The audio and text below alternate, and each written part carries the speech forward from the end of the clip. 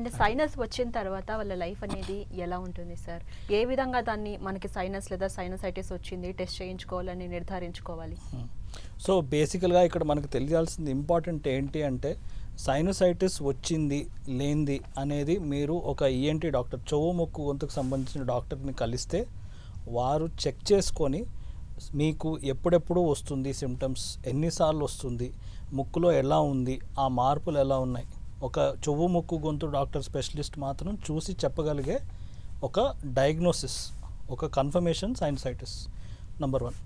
Number 2, ఇది ఒక విధంగా చెప్పాలి అంటే ఎవరికి అయితే వస్తుందో కొంతవరకు ఒక న్యూసెన్స్. న్యూసెన్స్ అని ఎందుకు అన్నాను అంటే ఇప్పుడు నేను నా ఆఫీస్కి వెళ్తున్నాను, నేను నా పని చేసుకోవాలి, ల్యాప్టాప్ మీద పని చేసుకోవాలి, నాకు జలుబు రావడము, నేను ప్రతి 5-10 మినిట్స్ టాయిలెట్కి వెళ్ళి క్లీన్ చేసుకోవడం, మళ్ళీ రావడం, నాకు మీటింగ్ నేను అటెండ్ కాలేకపోవడం, చూసే వాళ్ళకు కూడా మంచిగా ఉండదు. ఎస్. అండ్ ఇంటికి వెళ్ళినప్పుడు ఒక తల్లికి ఒక బిడ్డకి ఉన్నప్పుడు, బిడ్డకి లేదు తల్లికి ఉంది, ఆ తల్లి ఆ బిడ్డకి తినిపించాలంటే జలుబు అడ్డం వస్తుంది, ఆ బాబుకి కానీ ఆ పాపకి కానీ నావల్ ఇన్ఫెక్షన్ వస్తుంది అనేది ఒక భయం. సో ఇవన్నీ మనకి న్యూసెన్స్ ఫ్యాక్టర్స్. ఒక పేషెంట్ ఎవరికైనా వచ్చినప్పుడు ఇవన్నీ వాళ్ళు డే టు డైలీ ఫేస్ చేసే ప్రాబ్లమ్స్. అండ్ సార్ మీరు చెప్పారు ఇప్పుడు సైనస్ అనేది అంటువ్యాధి అంటారా, ముఖ్యంగా పిల్లల్ని కన్న తర్వాత బాలింతలు సెన్సిటివ్గా ఉంటారు, ఇలాంటి ఇష్యూస్ వచ్చినప్పుడు వాళ్ళు ఏ విధమైన జాగ్రత్తలు తీసుకోవాలి? నార్మల్గా అయితే ఇది ఒకళ్ళ నుంచి ఒకళ్ళకి సంభవించేది కాదు. అన్లెస్ మనకి ఒక వైరస్ అనేది సంభవించింది, వాళ్ళకి వైరల్ అటాక్ అయింది అంటే ఒకళ్ళ నుంచి ఒకళ్ళకి స్ప్రెడ్ అయ్యే ఛాన్సెస్ ఉంటాయి. నార్మల్గా అయితే అయ్యే సైనసైటిస్ ఇన్ఫెక్షన్ యూజువల్గా మనం చూసేది బ్యాక్టీరియల్ గుణము ఉంటుంది, అది నార్మల్గా స్ప్రెడ్ అయ్యేది కాదు.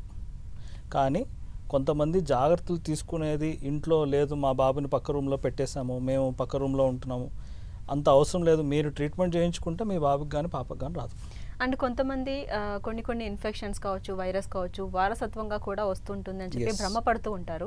అయితే ఈ సైనస్ అనేది వారసత్వంగా వస్తుందంటారా? సైనసైటిస్ అనేది వారసత్వంగా రాదండి. సైనసైటిస్ అనేది మనకి గాలిలో ఉండే బ్యాక్టీరియా వైరస్ వల్ల వస్తుంది. కొంతమందికి అలర్జీ సిమ్టమ్స్ అనేవి ఉంటాయి.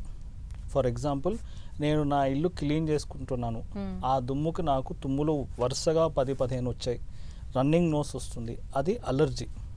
ఆ అలర్జీ అనేది వారసత్వంగా వచ్చే ఒక లక్షణము. మళ్ళీ అందరికీ రాదు, పిల్లలకు ఉంది, పేరెంట్స్కి ఉంది, పిల్లలకి రావాలనే కంపల్షన్ లేదు. ఒక బాబుకి రావచ్చు, ఒక పాపకు రాకపోవచ్చు. అది అండ్ పెద్దవాళ్ళు అంటే ఓకే సార్, బట్ చిన్న పిల్లలంటే వాళ్ళు బిహేవియర్ని బట్టే పేరెంట్స్ తెలుసుకోవాల్సి ఉంటుంది సైనస్ వచ్చిందా లేదా, ఆ సింటమ్స్ ఉన్నాయా అని చెప్పి. అయితే పేరెంట్స్ చిన్నపిల్లల విషయంలో ముఖ్యంగా సైనస్ విషయంలో కావచ్చు, సైనసైటిస్ విషయంలో కావచ్చు, ఆ సింటమ్స్ అనేది ఎలా ముందుగా పసిగట్టాలి? సో ఒక బాబుకి కానీ ఒక పాపకు కానీ ఇప్పుడు మనకి ఒక సంవత్సరంలో 3-4 సార్లు కోల్డ్ అటాక్స్ అవుతుంటాయండి. పస్సులాగా వస్తుంది, చీమిడిలాగా వస్తుంది, చీమే వస్తుంది అనేది సందర్భాలు 3-4 టైమ్స్ మనం చూస్తున్నాం సార్.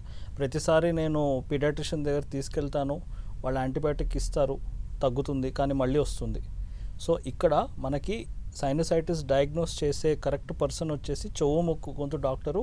దాని సివియారిటీ ఏంటి, ఎక్కడెక్కడ ఉండొచ్చు అనేది తెలుస్తుంది. సో చెవు ముక్కు గొంతు డాక్టర్కి మీరు తీసుకొని వచ్చినప్పుడు మేబీ ఫస్ట్ అటాకే మీరు తీసుకురావచ్చు. మనం అక్కడి నుంచి ఎట్లా చేస్తే దీన్ని కంట్రోల్లో పెట్టచ్చు అనేది మనం టెస్ట్ చేసుకొని, ఎగ్జామిన్ చేసుకొని, పరీక్షించి మనం ట్రీట్మెంట్ ఇవ్వచ్చు.